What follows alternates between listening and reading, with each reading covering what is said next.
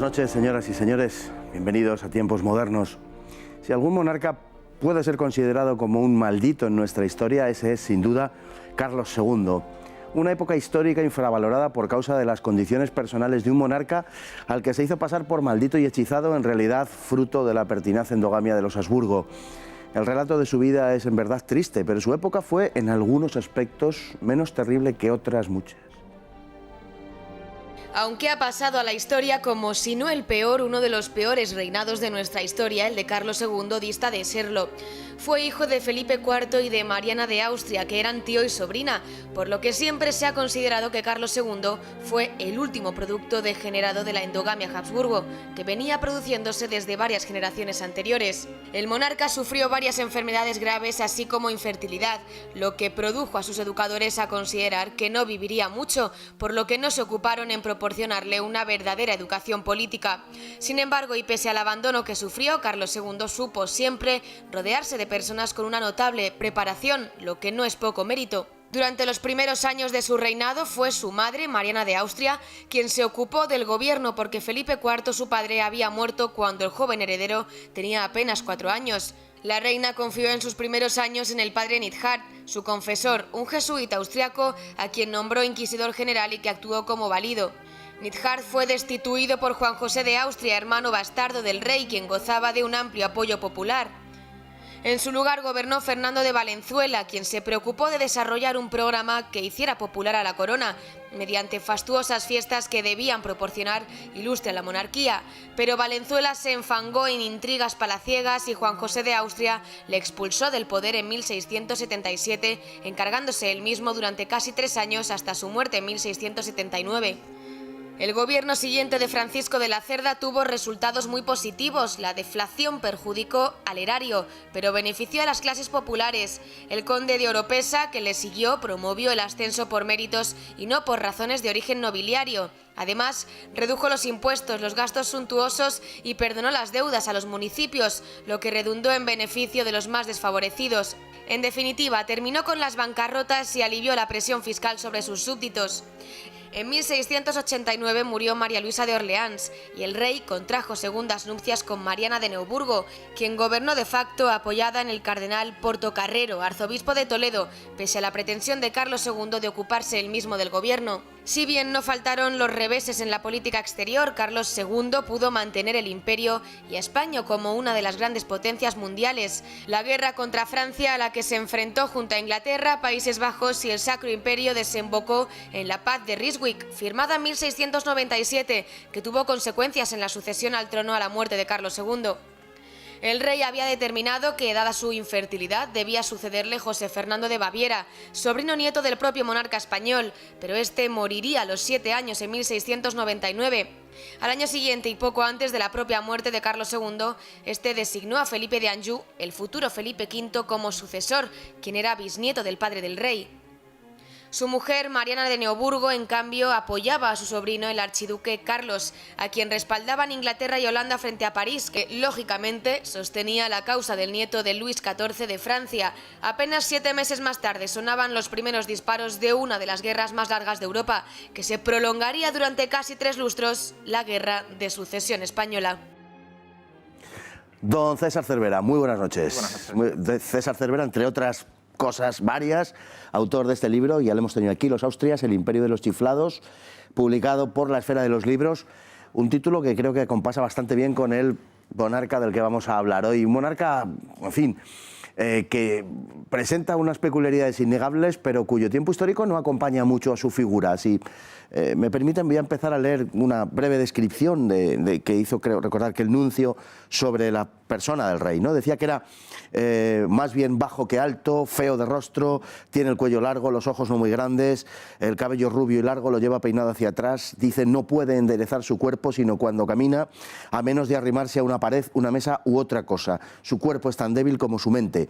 De vez en cuando, añadía, da señales de inteligencia, de memoria y de cierta vivacidad. Por lo común tiene un aspecto lento e indiferente, torpe e indolente, pareciendo estupefacto. Se puede hacer con él lo que se desee, pues carece de voluntad propia. ¿No parecía muy amigo de Carlos II el testigo. A su nacimiento, la Gaceta de Madrid, que había sido creada poco tiempo antes, comenta que es un niño robusto y de muy buena salud. Por supuesto, esto es una gran mentira que lanza la monarquía, porque en cuanto empiezan a ver los diplomáticos, el representante papal, descubren que estamos ante una persona que era incapaz de gobernar totalmente, era incapaz de llevar una vida normal. Incluso tiene problemas siendo bebé porque tiene la cabeza desproporcionada totalmente y es incapaz de caminar, tarda mucho en caminar, tarda mucho en leer, tarda mucho en todo, y hay un momento dado que el problema es que carece de voluntad, o sea, es muy fácil de manipular, que es lo peor. Es una golosina a la puerta de un colegio, ¿no? Es una golosina a la puerta de la aristocracia que está deseando hacer lo que quiere con él. La relación que tuvo luego él con sus mujeres con sus dos mujeres fue bastante diferente una con la otra, ¿no? Con María Luisa de Orleans fue una relación buena, en términos generales parece que ella le comprendió y quiso entenderla dentro de lo posible, pero con la segunda fue una relación verdaderamente tempestuosa y donde además hubo una lucha de poder, porque él quería ejercer el poder en un momento dado, pero ella no se lo permitió. Sí, la primera mujer es simplemente una mujer con cierta bondad y ella se da cuenta de los problemas que tiene su marido, problemas de salud, y entonces ejerce sobre él una especie de influencia materna, ¿no? Le trata como un niño más. La segunda, sin embargo, Mariana de Neuburgo, considera que ha tenido muy mala suerte con su marido, que le ha tocado el peor de los monarcas europeos y un marido pésimo, ¿no? Entonces, ella en todo momento se revela contra esta suerte que le ha tocado y lo que intenta es sacar partido personal. De hecho, hay un momento dado en el cual ella intenta mandar cuadros del patrimonio español a su hermano, al conde elector del Palatinado. Y es el propio Carlos II el que le dice, esto pertenece a mi familia. O sea, fíjate, incluso con la poca voluntad que tiene, es capaz de frenar a su mujer en estas cuestiones. Y ella en todo momento trata de enriquecerse a nivel personal e intentar sacar partido de su desgracia. Bueno, ella realmente podemos decir que tomó la corte, de algún modo, y nada más llegar introdujo al padre Nidgard, que tuvo un verdadero poder dentro de la corte, y luego colocó una serie de más o menos oscuros personajes alemanes, algunos verdaderamente gente, podemos decir, de segunda división, pero que se hizo con los resortes, o se hicieron con los resortes de la corte. Es muy interesante lo que dices de la segunda división. Para empezar, ella era de segunda división, porque tener en cuenta que los reyes anteriores se habían casado con hijas de grandes reinos europeos, y ella es hija del elector del Palatinado. Tampoco estamos hablando de una primera figura. Y ella se rodea en la corte de una serie de personajes que son verdaderamente extravagantes, ¿no? Se habla mucho del reinado de Carlos II por su personalidad y poco se habla de esta mujer que fue realmente una oportunista, en algún sentido. Se intentó, sobre todo con las dos, ¿no? Pero se intentó que el rey tuviera descendencia y se intentó a veces de unas maneras de lo más curioso, de unas maneras casi mágicas, podemos decir, que parece que no tuvieron su efecto. Se intentaba que el rey, que era estéril con toda seguridad, pudiera tener esa descendencia que se anhelaba, porque de otra manera el panorama que se presentaba era terrible para la propia corona española. Era estéril y probablemente también era impotente. Y entonces el primer problema al que se enfrentan es que son a las mujeres a las primeras que se les trata de aumentar su fertilidad. O sea, son conscientes de que el rey no hay reemplazo para el rey, sí que hay reemplazo para la reina. Si no funciona esta, podemos intentar otro apaño. Y entonces se intenta con las reinas tanto suministrarlo todo tipo de pociones, pociones de medicamentos de la época precarios. Entonces, uno de los resultados es que la primera esposa, María Luisa de Orleans, acaba teniendo graves problemas digestivos a mitad de su vida, y de hecho muere bastante joven, relacionada con un tema de apendicitis, pero bueno, siempre se ha considerado que tenía graves problemas intestinos por todos estos medicamentos que se le estaban dando. Hay un episodio verdaderamente, que uno no sabe casi cómo calificar, ¿no? Surrealista, en fin, porque Carlos II es sometido a dos exorcismos.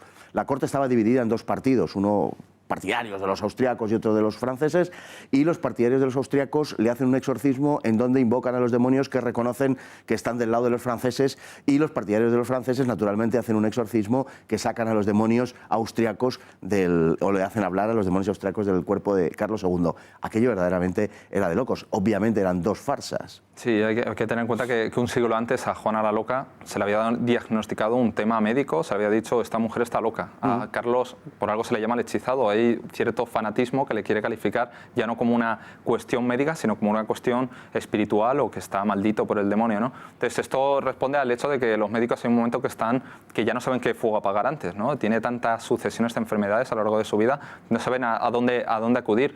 Y hay un momento dado que los exorcistas o los clérigos saben usar a su favor este desconcierto que tienen los médicos y entonces ocupan el lugar que le corresponde a los médicos y entre los propios exorcistas, pues bueno, hay algunos favorables a Francia y otros favorables a Austria y acaba convirtiéndose en una guerra de exorcistas donde la gran víctima es, por supuesto, el rey, que se le realizan varios exorcismos y que él mismo que llega a creer que está endemoniado, que es víctima de algún hechizo porque no es normal lo que le está pasando a él.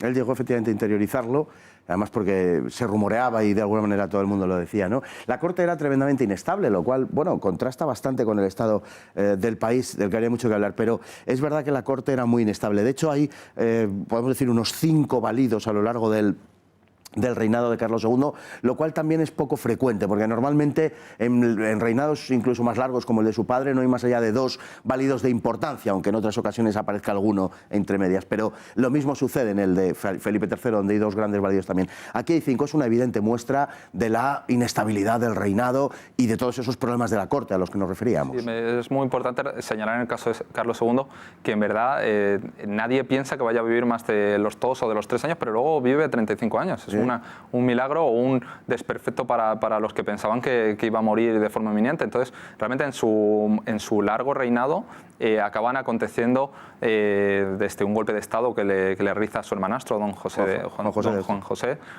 tanto estos intentos de la reina madre por hacerse con el poder, tanto la llegada de los franceses que ya están acomodando el país para la posible llegada de los Borbones, como tanto la llegada de la posible llegada alemana. Entonces vemos que es un reinado larguísimo donde acontecen todo tipo de personajes y también tenemos el caso de 2 reformistas, el duque de Medinaceli y el conde de Oropesa, que realmente es también una suerte estadística que salieran 2 personas tan bien preparadas de esta anarquía, 2 personas tan interesadas en el país.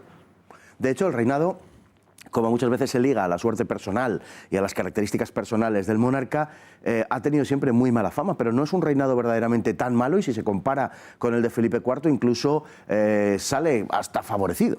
Sí, la cuestión es que Felipe IV le deja una herencia envenenada a nivel genético a su hijo, pero es que además le deja una herencia a nivel económico desastrosa, a nivel militar desastrosa, y a pesar de todo ello, y a pesar de lo que nos suele decir la propaganda borbónica posterior, que quiere contar que el país estaba totalmente desierto, destrozado, que nuestra armada era un desastre y que es gracias a la llegada de los Borbones cuando se renueva todo el país.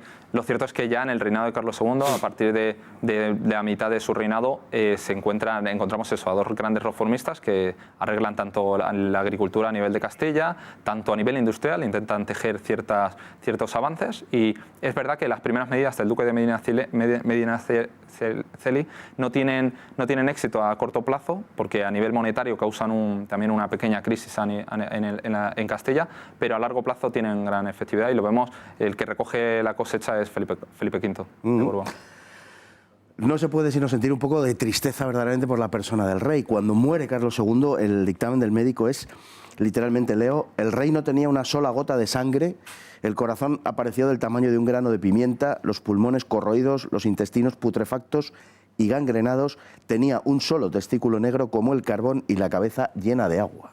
Yo creo que a la gente le ha gustado mucho siempre recrearse en la muerte, tanto en la desgracia de este rey como en la desgracia de toda la dinastía, porque no deja de ser irónico que una dinastía que había apostado por la endogamia, por no manchar su sangre con la sangre de otras dinastías, como al final esta misma estrategia se le viene en contra, y yo creo que hay gente que disfruta con este tipo de relato y esta narración de cómo acabó el rey. Realmente lo más triste de Carlos II es que él era consciente de todo, de que no estaba capacitado para reinar. Tenía una inteligencia baja, pero era lo bastante alta como para saber que no estaba en su mejor momento, en su posición. Otros monarcas tendríamos que ni siquiera se darían cuenta de sus propias limitaciones. Don César, pues muchísimas gracias por estar con nosotros, un placer, y a todos ustedes exactamente igual. Muchísimas gracias y hasta el próximo programa, si Dios quiere.